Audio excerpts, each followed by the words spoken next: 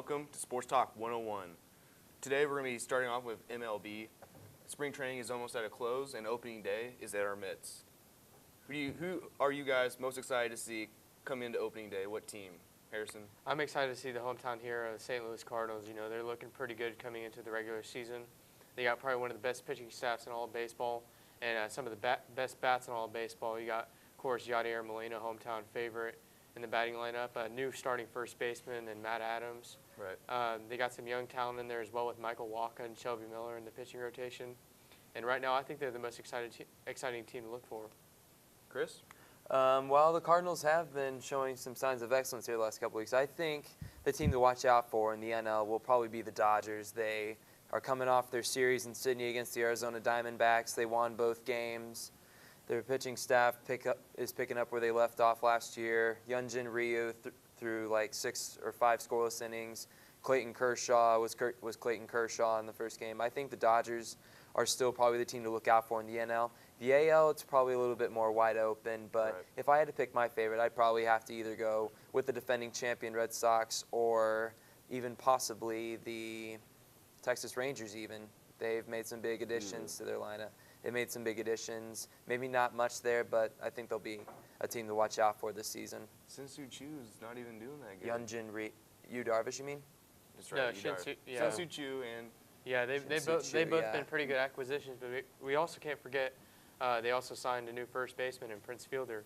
Can't Yep. forget about that. right. Yep, But that is history right. shows that most big players that move to different teams don't usually do Yeah, well. they usually Yes. underperform, kind of like with He the has Albert. been doing well in spring training, but I don't think he'll have quite the numbers. Because you have Albert Pujols going from the Cardinals. To Right, the his Angels, numbers and to we the know Angels. how that's worked out. Yeah, number's never been he's, that he's, close. he's looked better in spring training, but you also have Josh Hamilton going to the Angels as well. And then, And- and then to add more insult to injury for Cardinal fans, David Freese goes out to the Angels too. Yeah, that too. It just goes to show that sometimes whenever an all-star goes from his original team to a different team, he usually tends to underperform.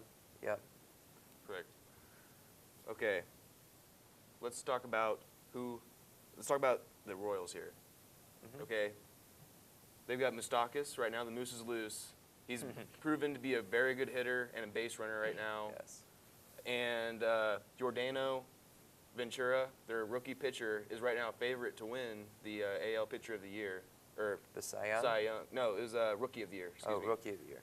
He's favored to get Rookie of the Year, and right now he has a 1.77 ERA, and he's played over 20 innings right now. What do you guys think about the Royals coming into this season when they open up Monday at 11:30 against Detroit Tigers? Chris?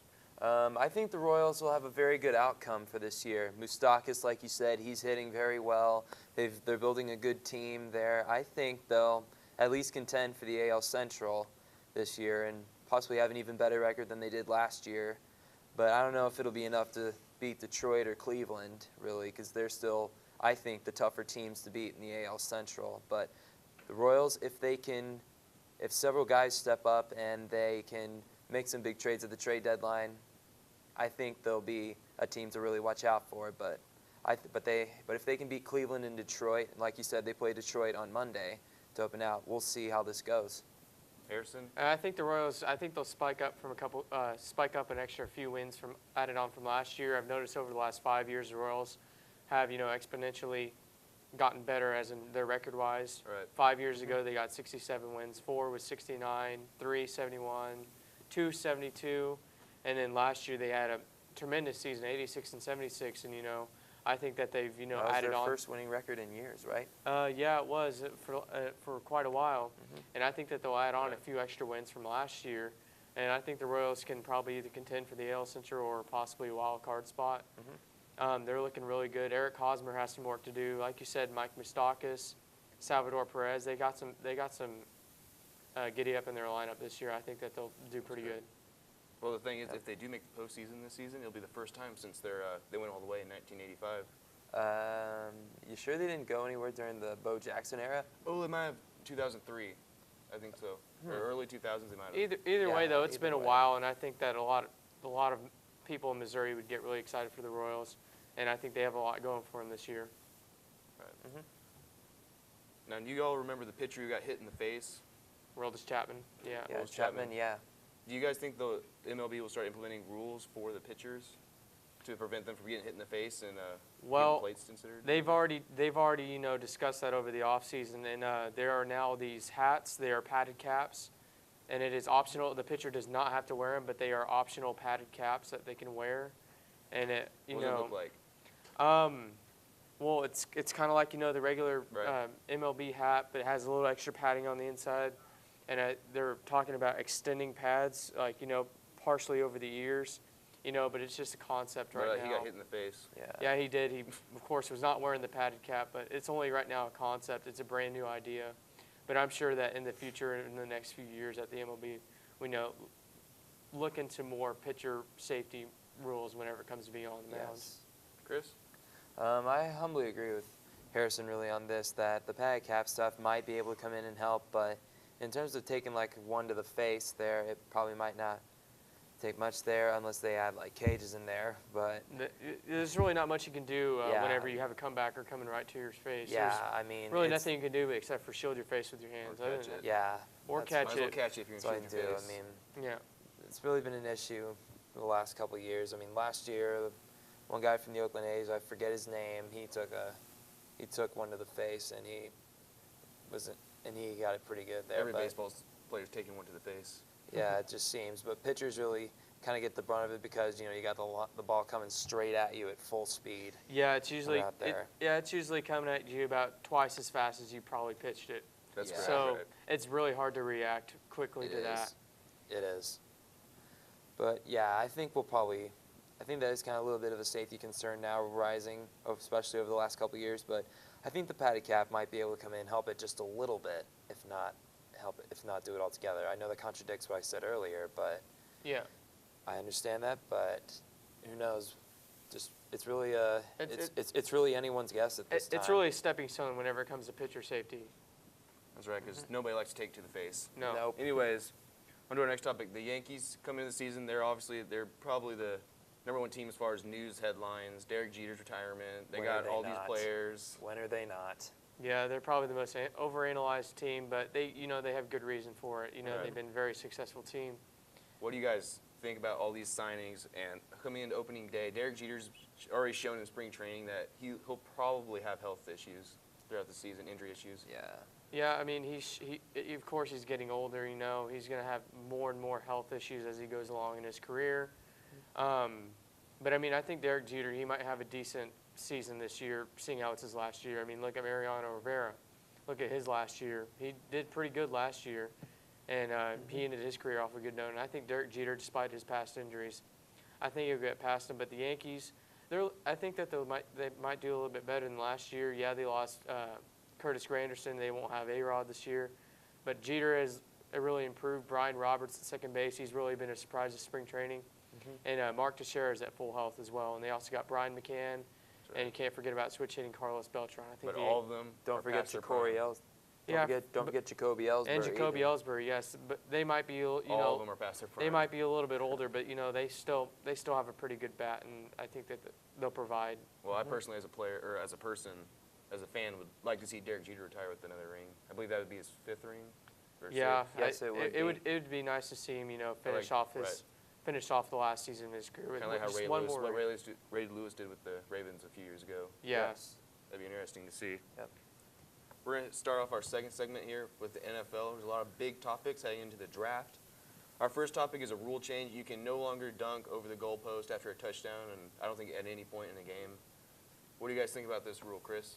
I think it's a pretty necessary rule here because that also kind of coincides with unnecessary celebration or whatever it is there. But I mean, I think the whole rule kind of stemmed from Jimmy Graham wrecking the goalpost in the game in Knocked it slightly Atlanta. off edge. Yeah, he knocked it off edge there in Atlanta. I think that's kind of where the whole rule thing is really coming from there. But I kind of see it. I mean, yes, it's exciting to see guys go up and do that. I mean, Vernon Davis does it too. Tony missed Gonzalez. first time. Yeah, I And he know. missed I one time know. last season. Yeah, But, but I mean, Tony Gonzalez started and he didn't tip the goalpost over. But I think Jimmy Graham I think he's kind of been the poster boy for this rule in my opinion. All that stemmed from the Atlanta game, but I think it's a good rule. well, I don't really think it's a good or a bad rule. I think it's a pointless rule because the NFL, all professional sports, it's all about putting on a show, getting the fans more interested in the game. Not saying that football itself is not interesting, but it just makes the game a little bit more interesting. I think it's a petty thing for the NFL Players Association to take it out of the rule book. Right. But I mean, it is what it is. I guess in some ways it's a safety rule, but I really don't agree or disagree with it. I'm kind of in between. On to our next big topic here, the Broncos in this offseason. They've made a lot of big defensive signings, along with Emmanuel Sanders at wide receiver. But so far, it's really been their signings at the defense position. With DeMarcus Ware and T.J. Ward, and I believe they got Aqib Talib. Yes. Yes. So they've got a lot of good players here. DeMarcus Ware's past his prime. I think we all know he's not going to play all 16 games. Probably not. But what do you guys Possibly think of not. these signings heading into the season, Harrison? Well, with these signings, it really bolsters the Broncos' defense up. That's for sure. I mean, they really didn't have the best defense in the world, last year. But Aqib Talib, he's probably the best acquisition by the Broncos so far this offseason. Right. He's probably one of the best defensive backs right now in the NFL. He's a ball hawk. He really knows how to defend one-on-one in coverage. I'd say he's one of the better, not the best. Yeah, he's one of the better. He's pretty good, and I think he really bolsters up that Broncos secondary. And you also have young T.J. Ward from the Browns. He's a ball hawk as well.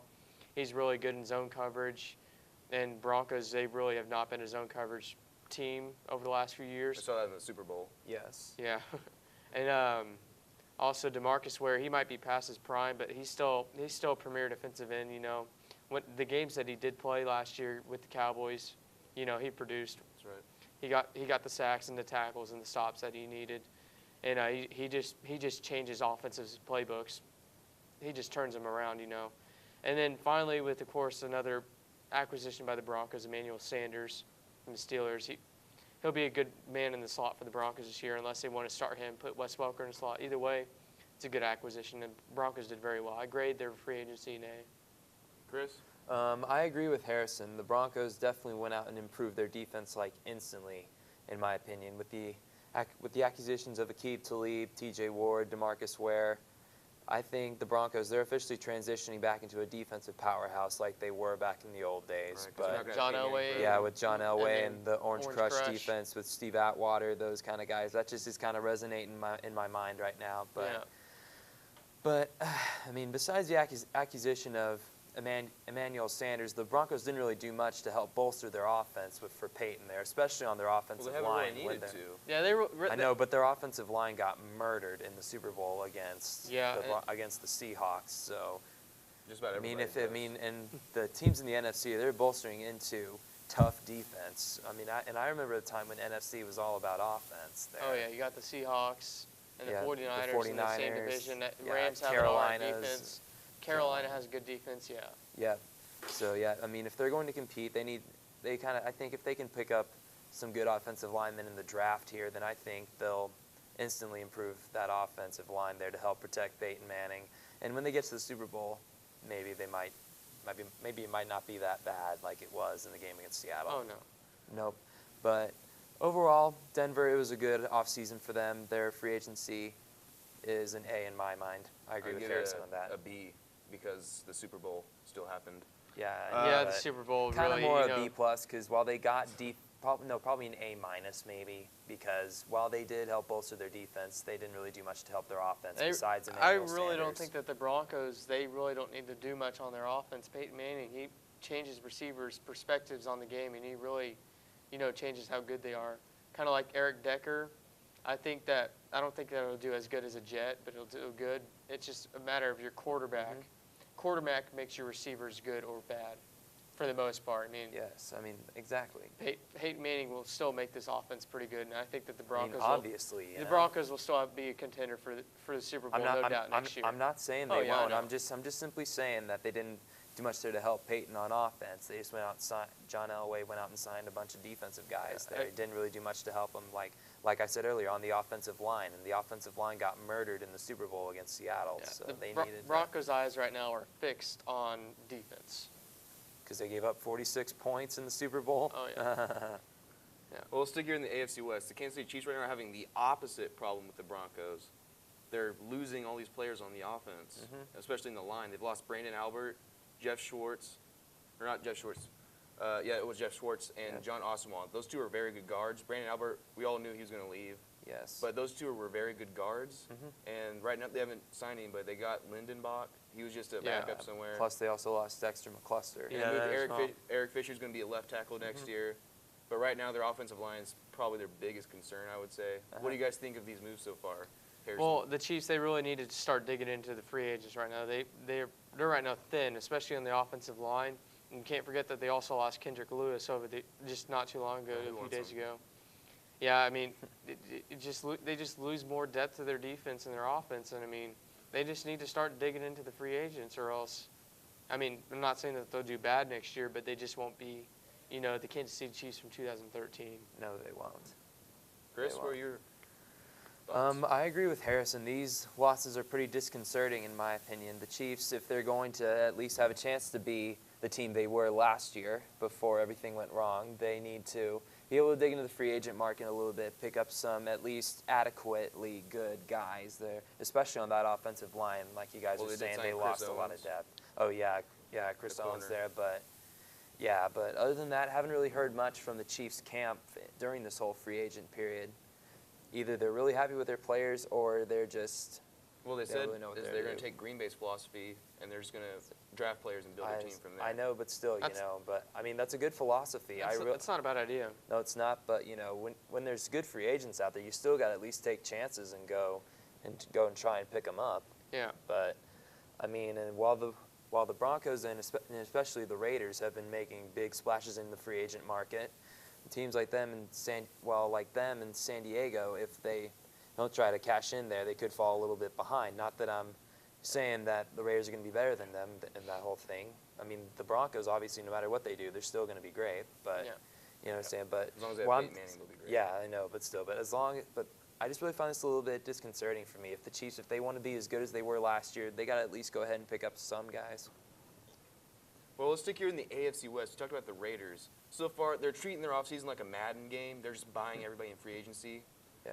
What do you guys think of what they're doing so far? So far, they haven't been doing as well because over the past few years now, they've talked about wait until this offseason. They have so much money, but they haven't really got anybody. They got Matt Schaub, but Yes, but James Jones was also a good pickup for them. Oh yeah, James. I did forget he's a good receiver, and they've got some defensive players. I'd say Yes. right now, they Yeah. just need the quarterback and improve their offensive line. But what do you guys think about the Raiders heading into the season, Chris?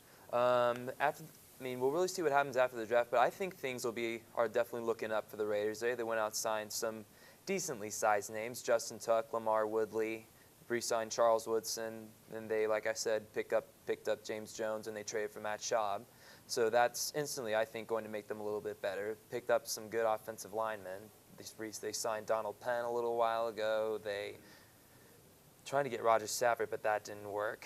Like the But- Raiders usually do. Yeah. But yeah, the Matt Schaub, there's no doubt now that he'll be starting quarterback. There won't be a battle quarterback for the Raiders because Terrell Pryor, he's wanting to be traded or released by the Raiders. They said they will trade him or release him. Yeah, they but will, Matt and he's- McGloin is still a very capable backup. He is, but I he's a think that he's a Matt Schaub, development. I think Matt Schaub has it over Matt McGloin, and I think Absolutely. the Raiders, they might improve by 1 or 2 wins. It takes a lot of work, to go from a losing team to a playoff and division-winning contending team. Yeah, because Raiders haven't seen Yes. that for over 10 years now. Yes. Yeah, and I mean it'll take a little while, but right now I think the Raiders are taking a step in the right direction. Absolutely. So what do you think they're going to do in the first round? Because I don't think they're going to take a quarterback because of Matt Schaub and So, but McGloin Coach, looks like a Coach development Dennis guy. Allen has not ruled out that they might not take a quarterback. I think it all depends on who's And, available at the time. they've been linked to Fresno State quarterback Derek Carr in the recent draft board stuff. Yeah, I mean we've seen a lot of surprises over the last decade in the NFL draft, but I think that it's a no-brainer that the Raiders will probably go after Sammy Watkins with that 5th pick in the draft. Absolutely. I think that would be the number one option for the Raiders, and I think for the most part it's a no-brainer. I'd be shocked if they didn't get anything but a receiver. Well, I think whoever the Rams Absolutely. don't take at that second pick is who they're going to take. Because obviously it's that tackle from Auburn and Sammy Watkins. Greg Robinson. Right. Yeah. I think whoever they don't take, the Raiders will take. Maybe Jadeveon. If Jadeveon Clowney is open, I could see them taking him right off the bat. It'd be a miracle, I think, if he's Yeah. available by the Raiders pick. I think Yeah. that In Mel Kiper's recent draft board, he had Jadeveon Clowney falling to the Raiders. Well, I don't know if that'll happen. It would be nice there to pair him up there with Lamar Woodley and Justin Tuck Justin on that Tuck could be a defensive good line. mentor to him as well. He would yeah. be, absolutely. So, but I don't know if it will happen. I see Sammy Watkins or Greg Robinson going to the Raiders by then. Well, it really depends on what happens there. Let's get into the NFC here. The Seattle Seahawks coming off that Super Bowl victory. What do you think their plans are? Offseason, they've lost a lot of players, but they've been bragging about how their depth is. What do you think they're just going to build the depth? What do you guys think they're doing here? Harrison? Well, it's really tough to say right now. They lost Golden Tate, Percy Harvin. I think they lost him too.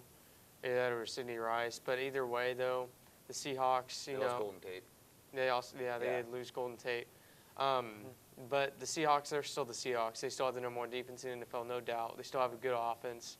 They've lost a few players, sure, but they still have Marshawn Lynch, Russell Wilson, and that whole defense that they have. But they wish they had Jared Allen. They wish they had Jared Allen, but they re-signed Michael Bennett, and that's still good enough for them. that's a good add. But yeah, the Seahawks, I think the Seahawks will still be contenders next year, despite an off season for them more on the negative side right now. I believe Cam Chancellor went to the Patriots, I believe. No, I don't Or know. I one of their I think they secondary. re-signed Chancellor. It was Browner. Brandon Browner. Brandon yeah, Browner. He Right, he left. went to the And they also Patriots. lost Walter Thurman. They too. lost Walter Thurman, but I think it's still all about Cam Chancellor and Richard Sherman and that And secondary. Byron Maxwell. And don't forget about Earl Thomas. Yep.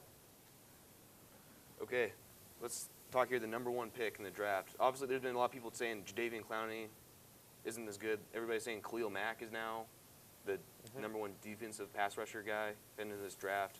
What do you think the Texans are going to do with this first overall pick? Harrison?